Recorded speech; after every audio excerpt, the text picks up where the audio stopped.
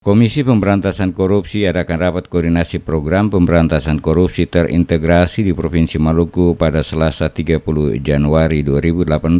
Hadir dalam rapat tersebut 11 kabupaten kota serta provinsi oleh masing-masing bupati, wali kota, dan gubernur. Wakil Ketua KPK RI Basaria Panjaitan di hadapan para bupati, wali kota, gubernur, serta aparat penegak hukum dari kejaksaan dan kepolisian mengatakan tugas utama KPK adalah melakukan koordinasi, supervisi, dan penindakan. Langkah ini sebagai bentuk pengawasan dari pihak KPK kepada semua penyelenggara negara di kementerian dan kelembagaan negara, termasuk juga bupati, wali kota, serta gubernur di masing-masing daerah, dan juga penanganan kasus-kasus korupsi oleh aparat penegak hukum, baik kejaksaan maupun kepolisian. Seluruh tim KPK, kata Basaria, akan mengawasi secara keseluruhan penggunaan anggaran negara yang dikelola oleh kementerian maupun kelembagaan negara, hingga ke tingkat daerah guna mencegah munculnya korupsi yang bisa saja dilakukan oleh oknum di dalamnya.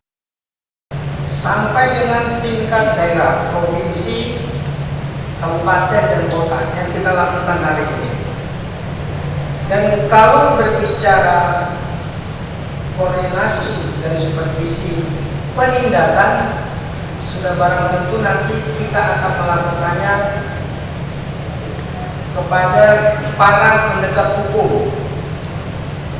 Penegak hukum yang berhubungan dengan tindak pidana korupsi, antara lain polisi, jaksa, dan seluruh penyidik PNS.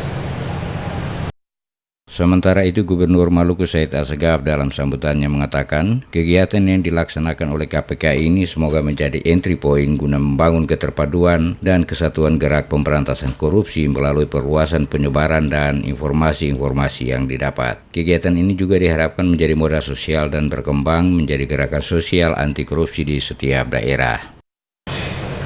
Harapan kita bersama semoga Sekeloka ini dapat menjadi entry point guna membangun keterpaduan dan kesatuan gerak pemberantasan korupsi melalui perluasan penyebaran informasi-informasi.